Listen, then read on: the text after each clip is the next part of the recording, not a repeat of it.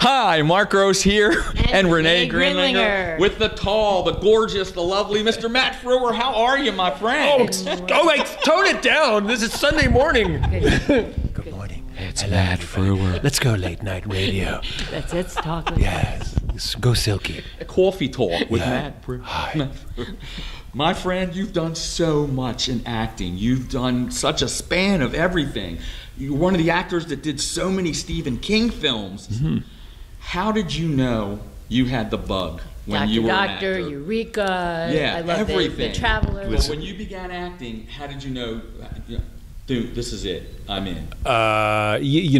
Once I finally decided I was going to become an actor, I went all in, and I decided the best place for me to train would probably be England, and I had a classical training over there and did 3 years at the Bristol Vic Theatre School, and awesome. and I was with a year with the National Youth Theatre of Great Britain, and then did all the reps in England, the repertory theatre and a lot of West End and BBC and film stuff, and Fantastic. then the Max Headroom thing happened and took me to LA.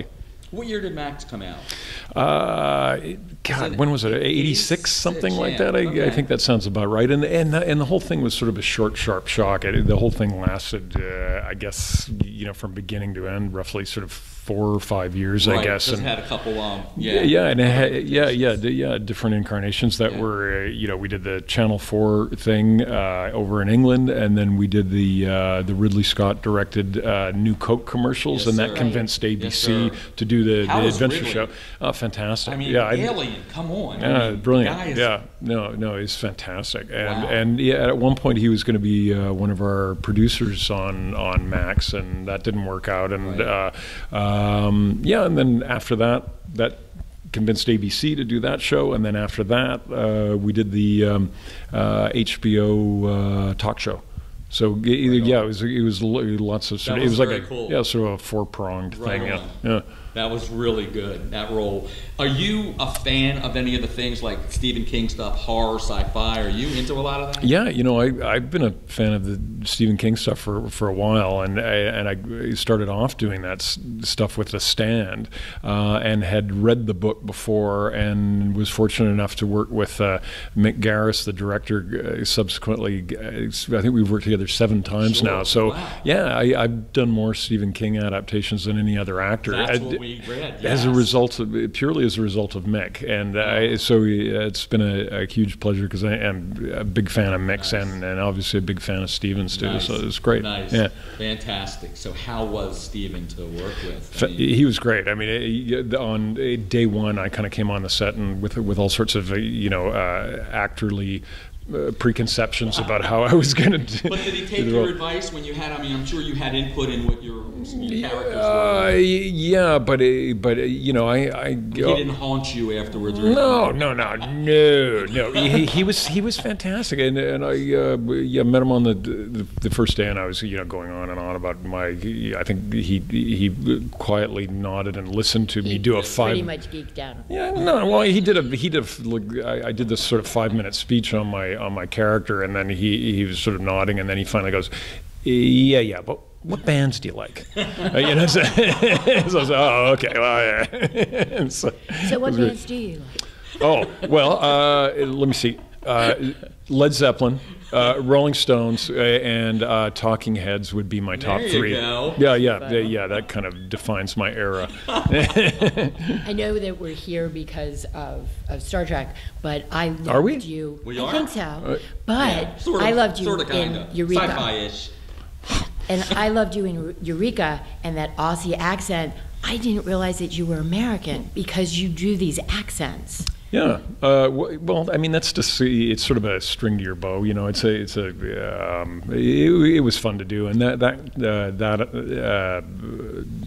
nationality defined who that character was. Right. So I kind of insisted that he was going to be Australian, because at one point they were sort of going, well, we don't know whether we want him to be Australian. And I was like, well, okay, then I'm not doing it. No, that was awesome. Yeah, it was fun. Fantastic. So thank you. For you also, are you a fan of? Well, let me rephrase that.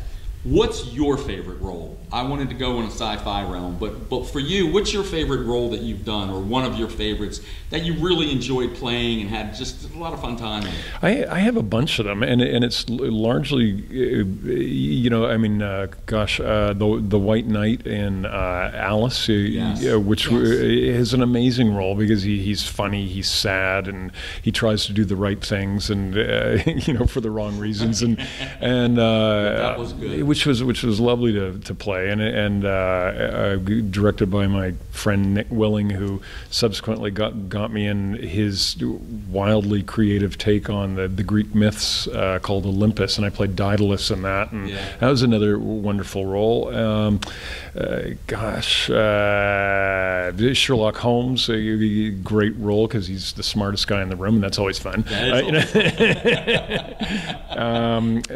Yeah, lots. I've really been blessed. Yeah. And what are you doing now? Yeah. I've heard you've been traveling all over. I love it. I'm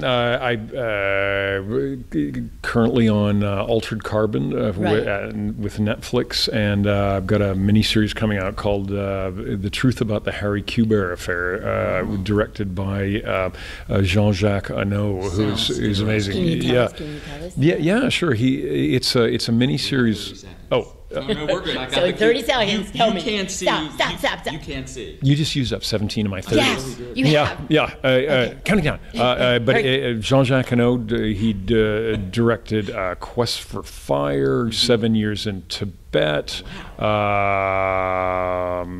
Name of the Rose. Amazing director. And the miniseries is based on a Swiss blockbuster novel. Who knew there was such a thing? But there is, and it was a blast to work on, and that should be coming out in the summer. Good. Nice. One last question. What do you enjoy? What does Matt like to do when you're off, if you ever have off time? What do you like to do? I play hockey and I play the banjo. Outstanding. Yes. I love banjo. Wow. Yeah. You should have brought it. You could have done a little... yeah, good luck getting that across the border. Can someone bring a comb in and we can... Yeah, just... That wouldn't be me. Or you. No. Lost all mine in a vicious backcombing accident, actually.